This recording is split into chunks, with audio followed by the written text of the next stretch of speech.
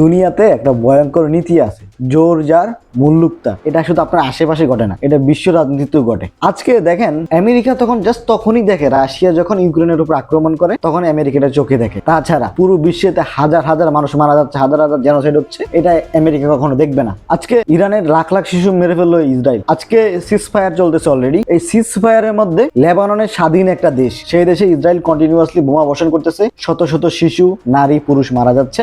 আমেরিকাটা অন্ধ। বিশ্বের বড় বড় মিডিয়াগুলো এগুলো দেখতেছে না, তাদের কাছে এখন মানবতা নাই, তারা এখন টোটালি অন্ধ।